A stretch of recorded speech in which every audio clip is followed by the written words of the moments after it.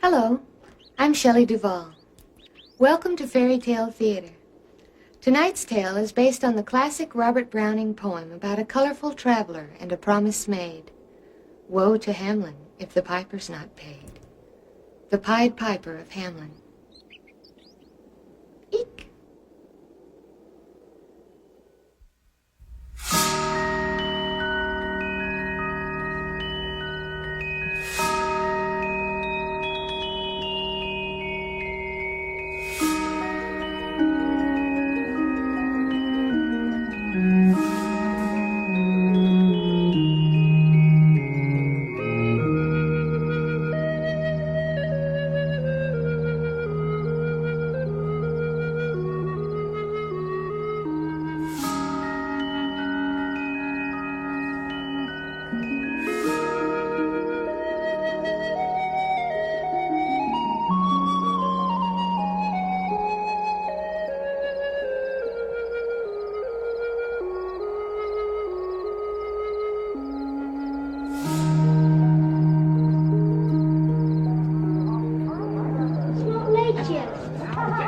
It's gone 10.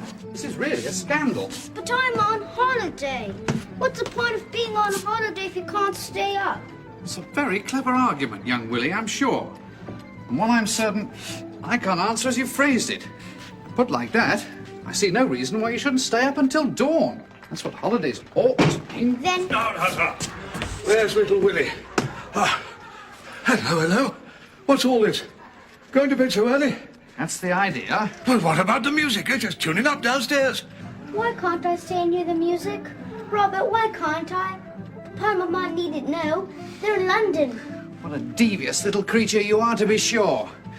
You put me in mind of St. Augustine's observation, that the innocence of children is due less to the purity of their hearts than the weakness of their limbs. Oh, don't be such a worrywart. The boy's parents are in town, as he says. Where's the harm? They needn't know of young Willie's nocturnal revels, eh? You're not being particularly helpful, Edward. Where's your sense of responsibility?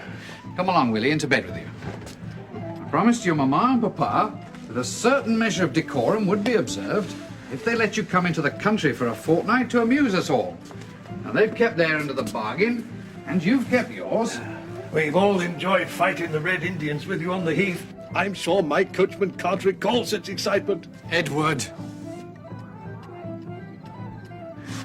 And you've kept yours. Now, I must keep mine. Yes, or pay the piper. That's how it goes, I shouldn't wonder. Pay the what? My dear Edward, will you kindly adjourn so I can get this boy off to a decent night's sleep as I promised? All right. Well, Willie, it looks as if we're beginning to pay the piper already. Good night, young man. Good night, sir. What does that mean? Pay the piper. Who's the piper? Who's the piper? And what must he be paid? What a lot of questions. This wouldn't be another diversion on your part, would it, Master William? I only want to know what it means. All right. If I explain it to you, will you go off to sleep without further demur or procrastination? Is it a story? Well, yes. Actually, it is a story. Now, have I your promise? Bed at my conclusion? Does it have a ghost? No, it does not. Oh. But it has several dreadful goings-on. Oh. Now, have I your promise? Promise. Very well. Hamlin Town's in Brunswick, by famous Hanover City. The River Weser, deep and wide, washes its wall on the southern side.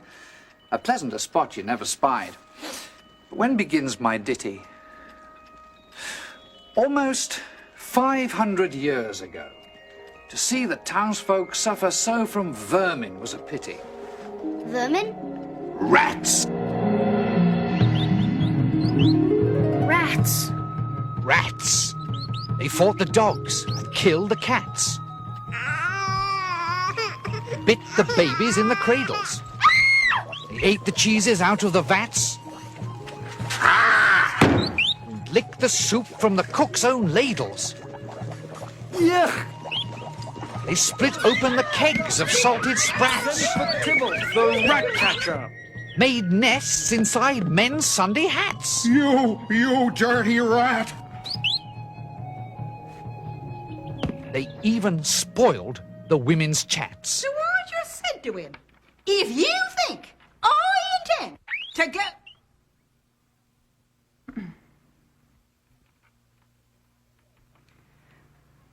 What I said was... Well, you're absolutely right. Imagine him supposing that you put up with that stuff. Having a touch of indigestion, dear. It wasn't me. Oh, well, don't look at me.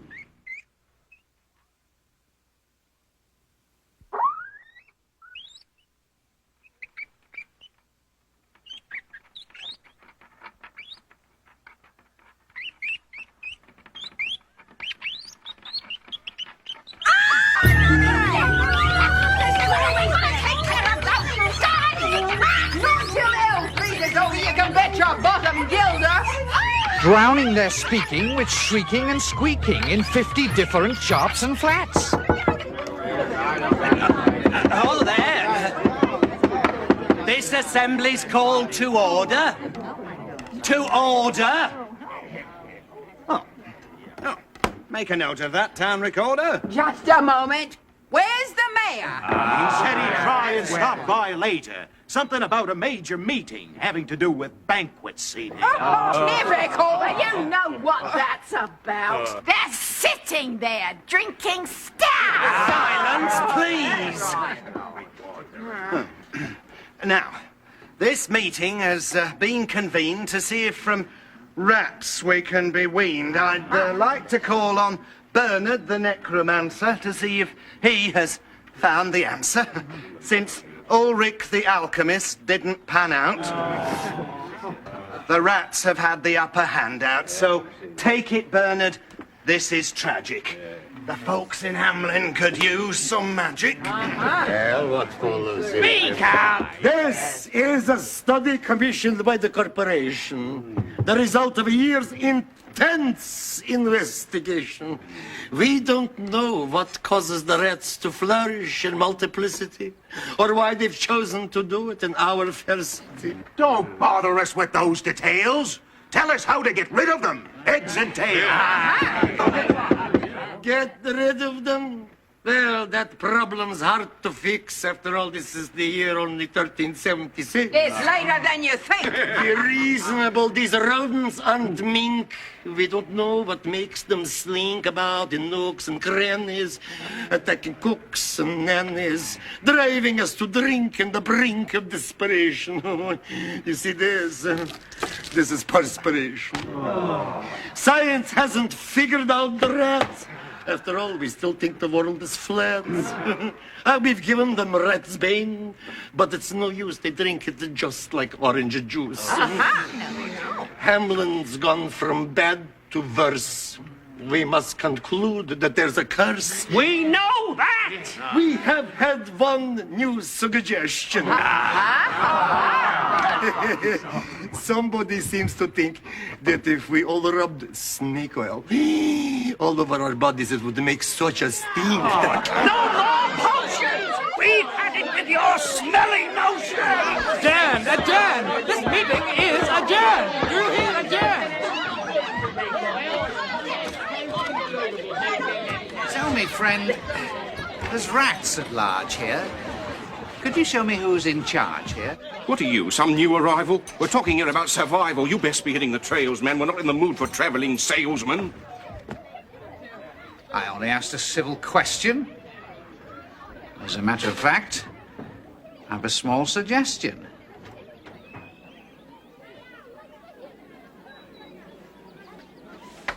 You mustn't mind them. They're just frightened.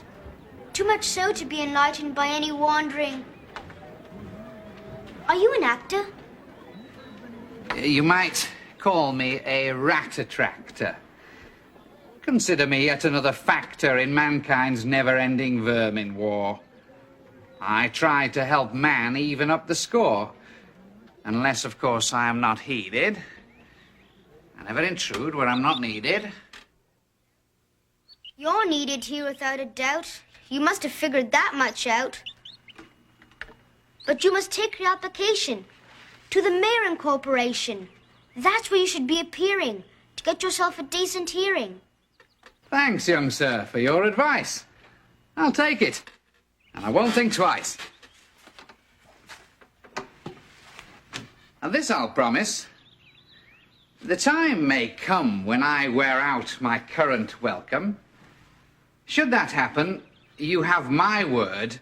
I'll remember what I heard here and give you my protection. Against what?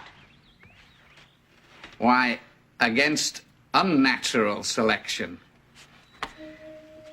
Remember, young sir, that all's illusion, and dreams, though potent, are no solution to the problems that we face.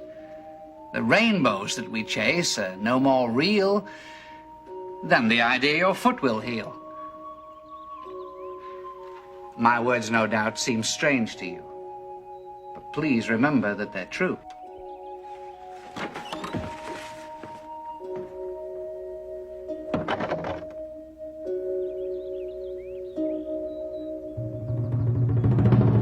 And so the people in a body to the town hall came flocking. It's clear, say I, our mayors are nodding. And as for the corporation, shocking! I think we buy gowns lined with ermine for dolts that can't or won't determine what's best to rid us of our vermin! Now, everything's under control. You hope because you're old and obese to find in the furry civic robe ease? Rouse up, sirs! Give your brains a racking to find the remedy we're lacking. Or sure as fate, we'll send you packing! Good people, hear At this, the mayor and corporation quaked with mighty consternation. An hour they sat in council.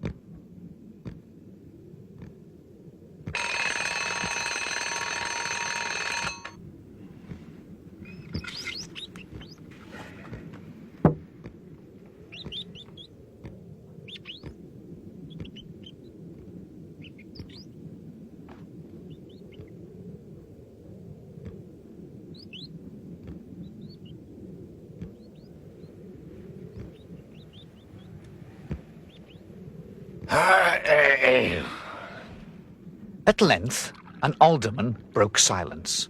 This is another fine mess you've got us into. Me? How do you come to that conclusion? I didn't start this verminous intrusion. No, but you're the mayor, are you not? Is it your responsibility or what? It happened during your administration. That's certainly a grave consideration. And as for history's verdict, I shudder to think... They'll throw everything at us but the kitchen sink. You saw what happened outside just now? They're in a foul mood anyhow. Today was fruit, that's bad enough. Tomorrow might be stronger stuff. Well, whose idea was that full report? Ah, I see. No one with a prompt retort? No one wants to say that's true, but only because 'twas mainly you. I? 'Twas really I? Oh, me. Oh, my.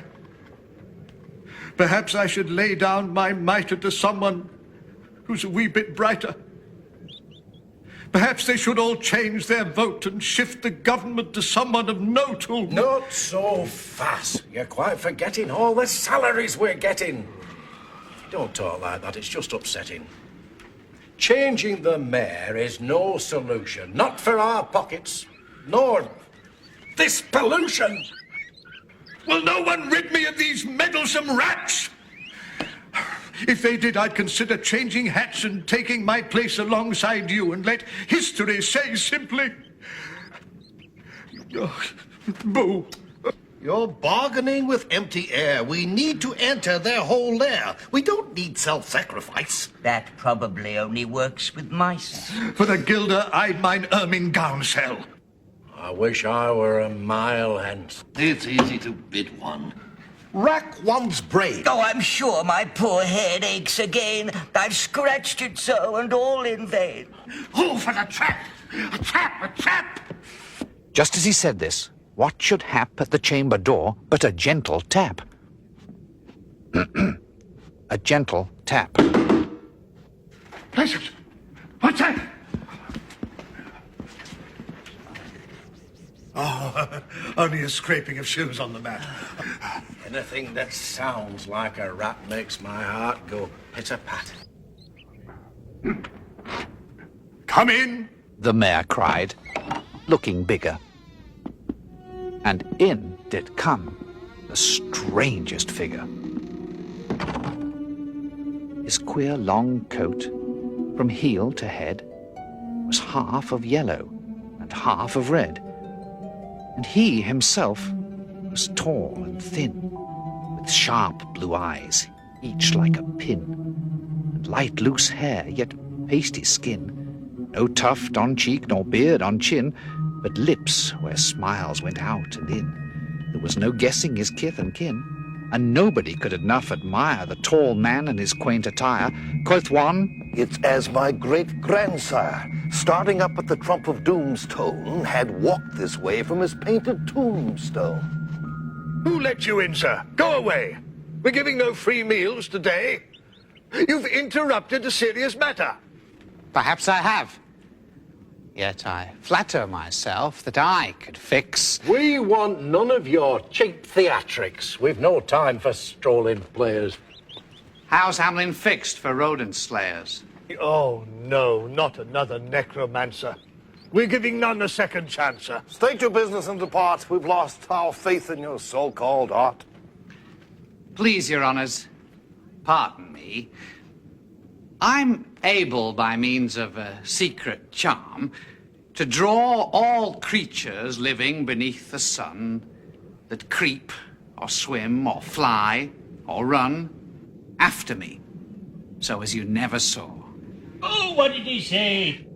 And I chiefly use my charm on creatures that do people harm. The mole, the newt, and the toad, and the viper. And people call me the Pied Piper. and here they noticed round his neck a scarf of red and yellow stripe, to match with his coat of the selfsame check. And at the scarf's end hung a pipe, and his fingers, they noticed, were ever straying, as if impatient to be playing upon this pipe, as low it dangled over his vesture, so old-fangled. Yet, say I, poor piper as I am, in Tartary I freed the Khan last June from his huge swarms of gnats. I eased in Asia the Nizam of a monstrous brood of vampire bats. Easy enough for you to say. Those places are far enough away. How do we know your tales are true, that we should place our faith in you? Your reservation's not unjust, and I'll respond to earn your trust. These rats, I say, are come from Satan, and if their exit you would hasten, I urge you heed my brief oration. I've done business with the best, north or south or east or west. My powers have yet to fail a test, and my references are on request. You say your city's plagued with frogs? I'll have them disappear in bogs. Or if your township's cursed with lice, I'll pack 'em off to paradise. Piping's my game. Extinction's my goal. Wide is my fame. Famed is my role. My offer's one you can't refuse, unless you see how you could lose. So, I propose a simple pact. To solve your problem for a fact, say yes, and I'll proceed at once. You should be free of rats by lunch. Oh. And if by chance you keep your word, say you What shall be your reward? As for what your brain bewilders, if I can rid your town of rats, will you give me 1,000 guilders? 50,000! Was the exclamation of the astonished mayor and corporation. 50,000's not my fee. 1,000 guilders contents me. Now, have we a bargain made? Then 'tis time for me to ply my trade.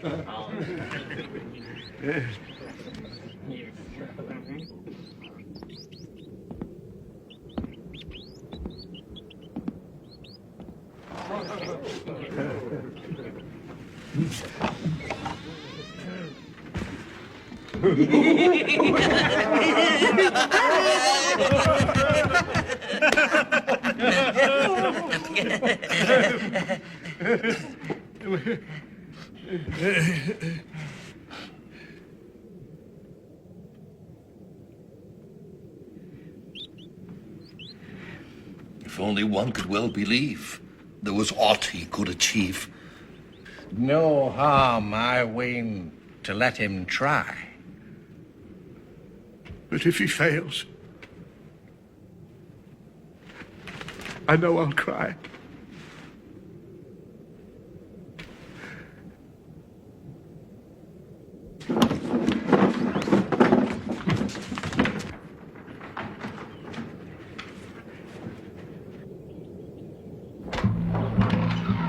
Into the street, the piper stepped.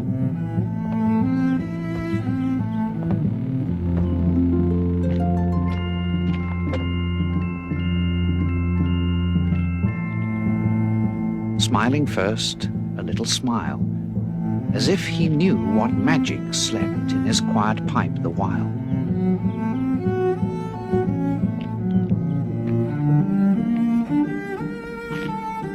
And then, like a musical adept, to blow the pipe his lips he wrinkled, and green and blue his sharp eyes twinkled, like a candle flame where salt is sprinkled.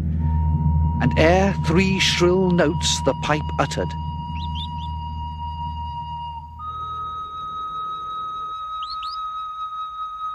Hey, is he piping?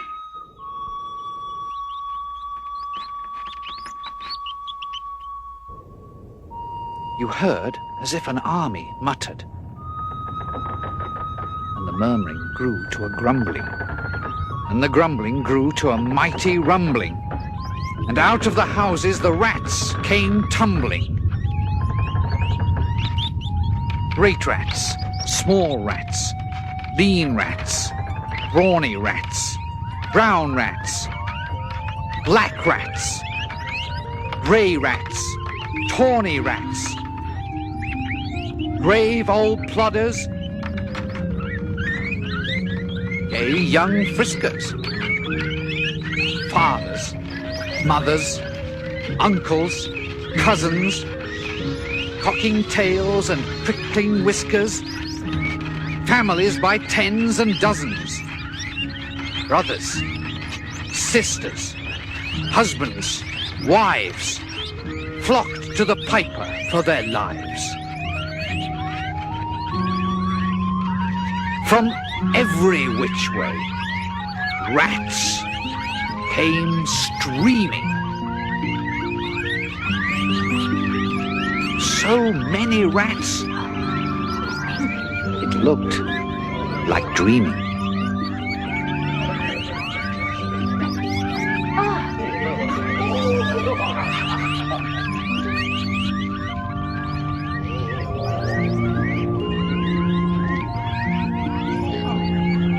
From street to street he piped, advancing, and step for step they followed, dancing.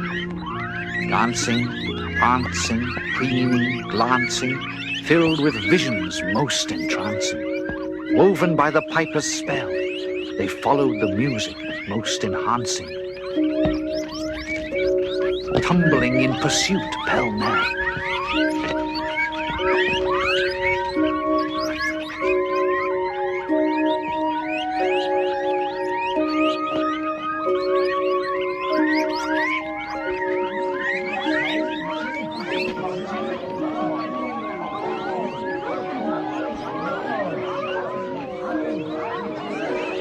until they came to the River Weser.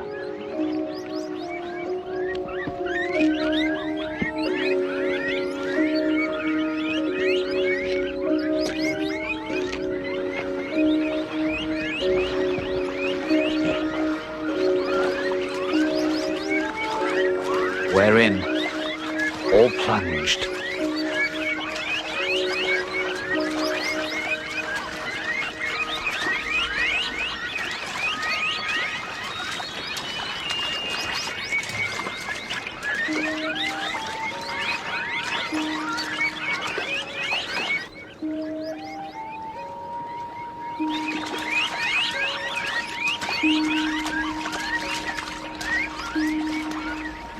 And perished. You should have heard the Hamlin people ringing the bells till they rocked the steeple. Easy does it. Preparing to feast in jubilation to mark the rat rain's expiration. Cooking without rats. Who'd believe it? It's difficult, I must say, to conceive it. No more rat soup or rat tattooey. Or any rat sandwiches or any rat Louis. Sleep, my child, and don't you wonder? There's no rats your crib to plunder, and through your dreams they'll never blunder. And now the town was free of vermin, students were free to learn their German. Quiet, please. Let's have no talk. That was just a bit of chalk. And sleeping dogs were left to lie in peace to watch the world go by. Let's hear it for the mayor and corporation! They're the cause for all this celebration. Thanks to their sagacity and wisdom, Hamlin's folks at last are rid from all the rats that made us moan. From being rat finks, we're now a rat-free zone!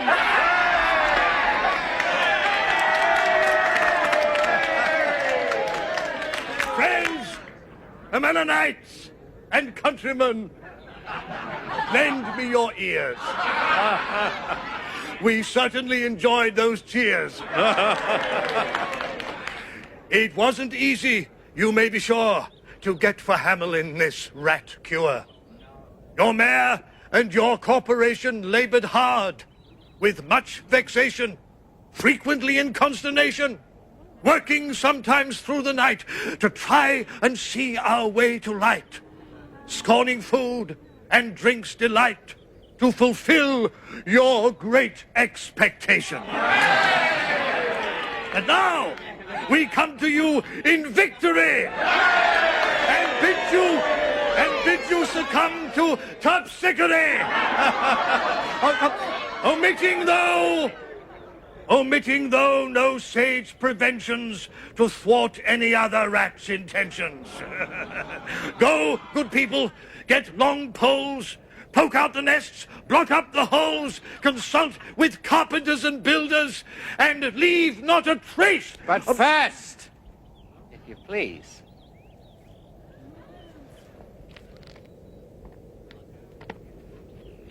My 1,000 guilders.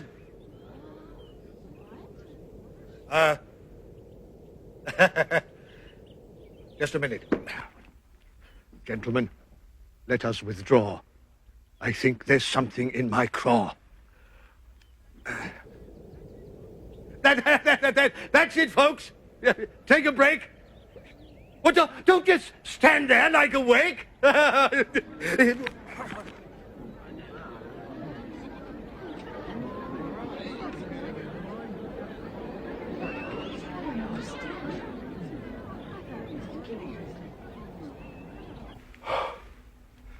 1,000 guilders.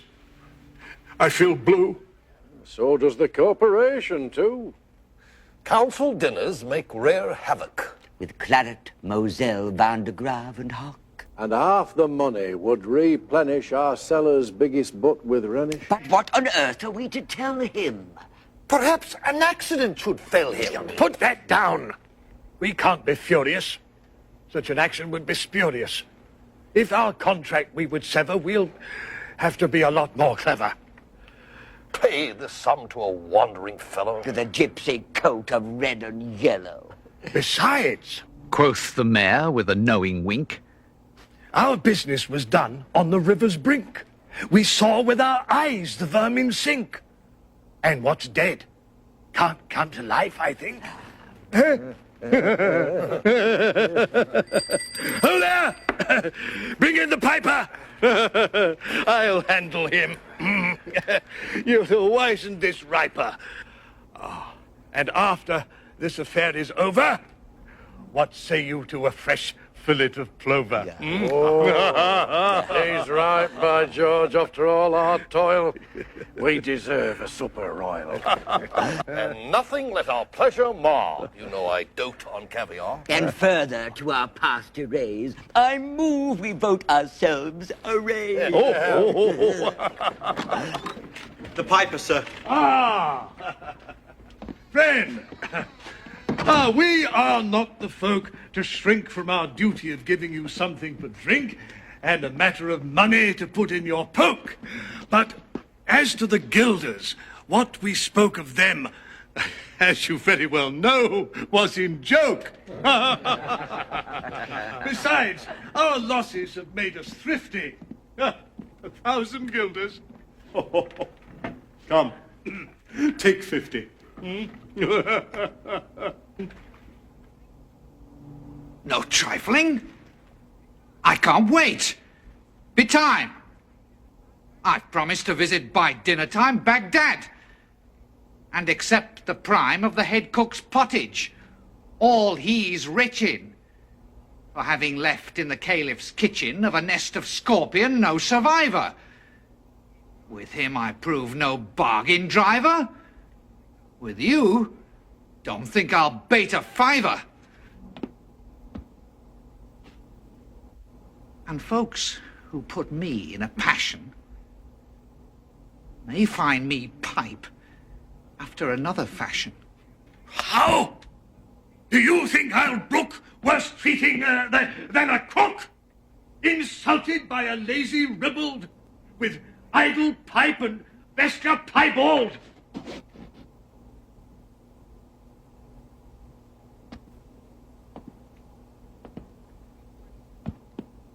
If you break the promise that you made, this is the only time I'll warn. By the time the sun has changed to shade, you'll wish you'd all were never born. Do you threaten us, fellow? Go, do your worst. Blow your pipe there till you burst.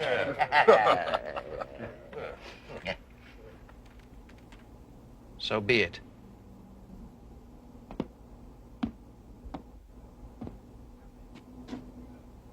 Hamlin's cursed.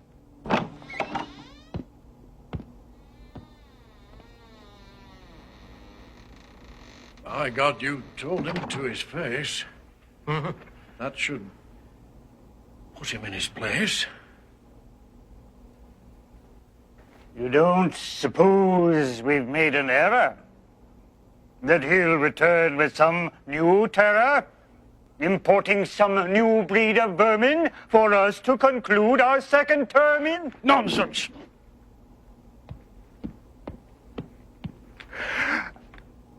Nonsense! If revenge he plans on taking, why is he standing there and waiting? Why doesn't he just go to it? I'll tell you why. He just can't do it. Perhaps his vengeance takes some brewing. And while it does, we sit here stewing. We don't know how his plans are made. By the time the sun has changed to shade. I'm not sure why, but I'm afraid. Maybe we could offer him a medal. I'm not about to backpedal. We made a promise. We're not Hicks. It wasn't a promise, it was politics. Let's leave him to his little tricks. Come, don't let's all sit here glum. We've saved ourselves a tidy sum.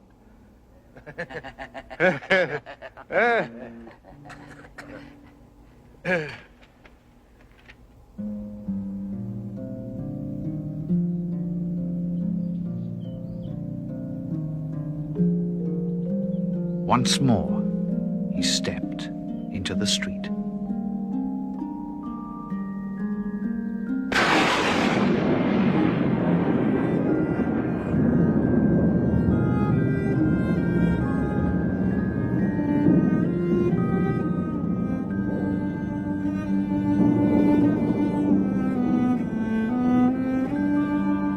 And to his lips again laid his long pipe of smooth, straight cane. And ere he blew 3 notes, such sweet, soft notes as yet musician's cunning never gave the enraptured air, there was a rustling that seemed like a bustling of merry crowds justling and pitching and hustling. Small feet were pattering, wooden shoes clattering, little hands clapping, and little tongues chattering. And like fowls in a farmyard when barley is scattering, out came the children, running. He's here. All the little boys and girls, with rosy cheeks and flaxen curls, and sparkling eyes and teeth like pearls. Tripping and skipping, ran merrily after the wonderful music with shouting and laughter.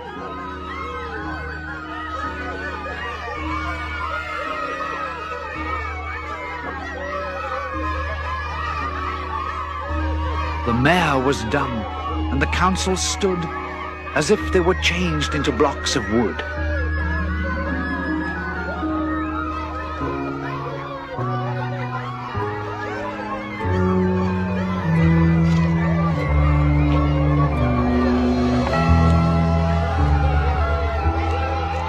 Unable to move a step or cry to the children, merrily skipping by, could only follow with the eye that joyous crowd at the piper's back. But how the mayor was on the rack, and the wretched council's bosom beat, as the piper turned from the high street to where the Weser rolled its waters, right in the way of their sons and daughters.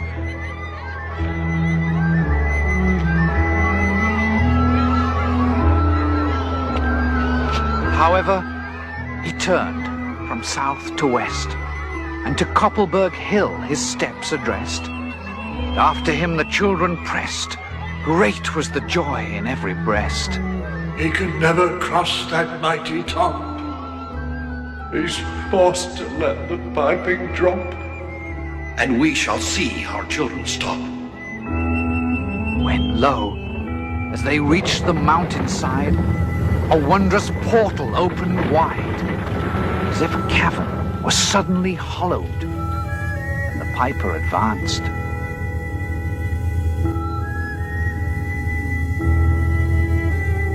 And the children followed.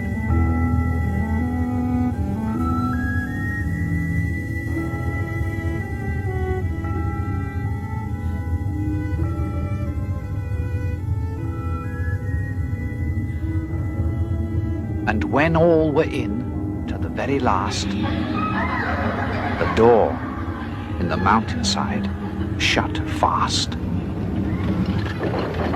Did I say all? No. One was lame and could not dance the whole of the way.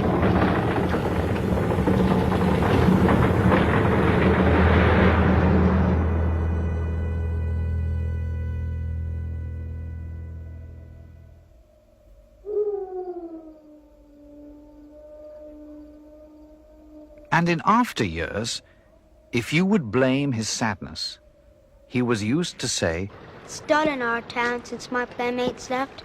I can't forget that I'm bereft of all the pleasant sights they see, which the piper also promised me. For he led us, he said, to a joyous land, joining the town and just at hand where waters gushed, and fruit trees grew, and flowers put forth a fairer hue, and everything was strange and new.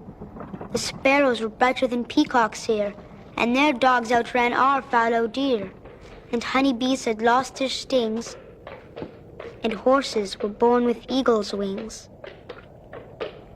And just as I became assured my lame foot would be speedily cured, the music stopped, and I stood still.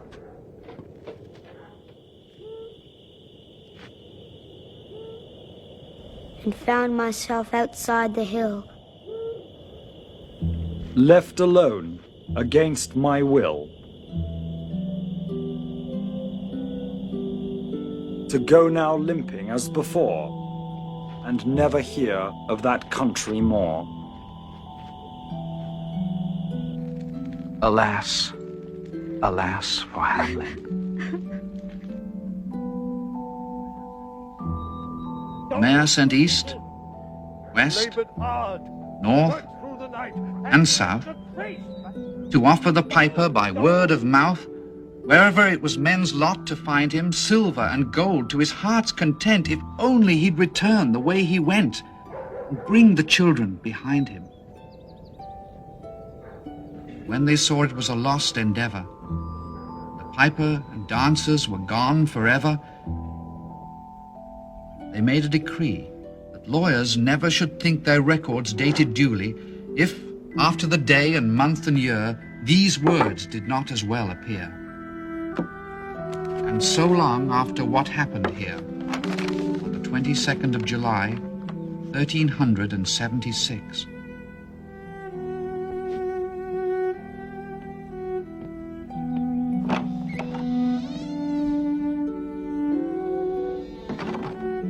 and the better in memory to fix the place of the children's last retreat, they called it the Pied Piper's Street, where anyone playing on pipe or tabor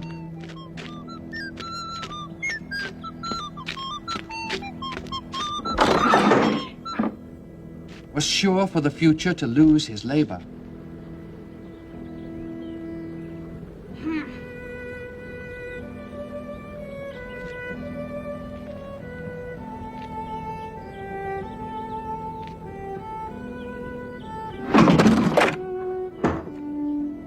Nor suffered they hostelry or tavern to shock with mirth a street so solemn. But opposite the place of the cavern, they wrote the story on a column.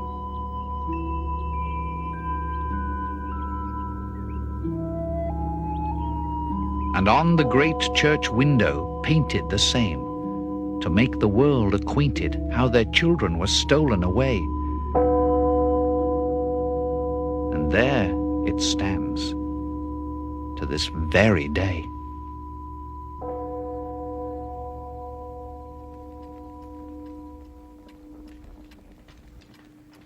And I must not omit to say, in Transylvania, there's a tribe of alien people who ascribe the outlandish ways and dress, on which their neighbors lay such stress, to their fathers and mothers having arisen out of some subterraneous prison, into which they were trepanned long ago in a mighty band, out of Hamlin town in Brunswick land.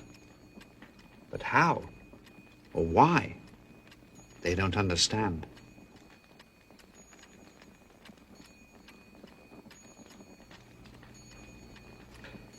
So, Willie, let me and you be wipers of scores out with all men, especially pipers. And whether they pipe us free from rats or from mice, if we promise them aught, let us keep our promise.